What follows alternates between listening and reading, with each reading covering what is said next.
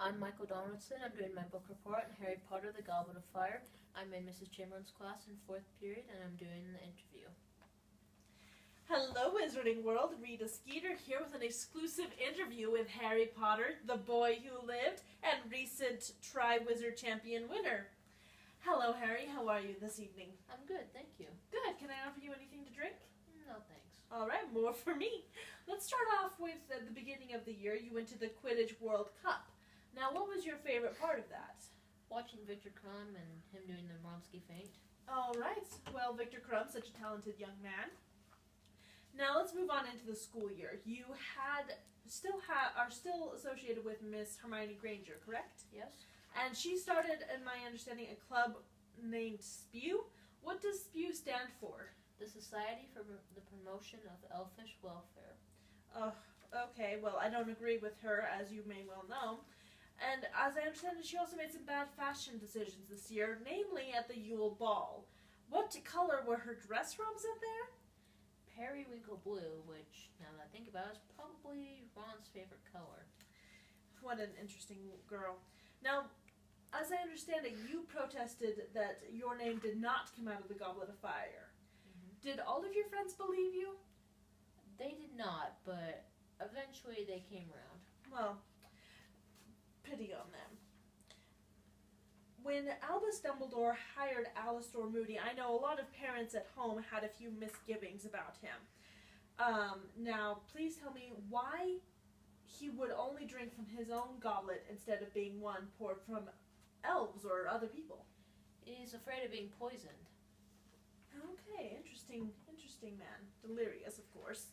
Now, on a lighter note, some of your fellow classmates pulled a prank on you this year in the form of these badges that they would wear at the events. Why don't you tell our viewers at home what they said? Support Cedric Diggory in green and Potter Stinks in red. No, that's so hilarious. I love young people and what they come up with. Now, let's get down to the actual tasks. When you entered the maze at the third task, how many points did you and Cedric have? Because you were both tied. We were tied at 85 points. All right, and now for those of you who don't know at home, in the maze they encountered all kinds of creatures, one of them being a phoenix. The phoenix asked Harry Potter a riddle. I want to see if any of you can solve it. And Harry Potter, of course, will give us the answer at the end. So, first think of the person who lives in disguise, who deals in secrets and tells naught but lies. Next, tell me what's always the last thing to mend, the middle of middle, and the end of end. And finally, give me the sound often heard during the search for a hard-to-find word. Now string these together and answer me this. Which creature would you be most unwilling to kiss? The answer to that is a spider. Oh. And you have one fact wrong. It was actually a sphinx that we encountered. Oh. I need to check my data.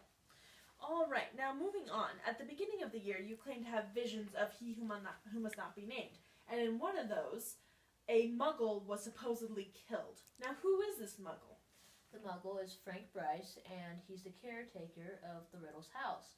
He went to investigate a little light that was going on, and there was Voldemort and Wormtail, and Voldemort tends to kill people when they come in his way, and so he's just basically in the wrong place at the wrong time. I would ask that you refrain from saying that name. Even though I do not believe he's back, I still feel a shiver of fear run up and down my spine. I need to take a drink.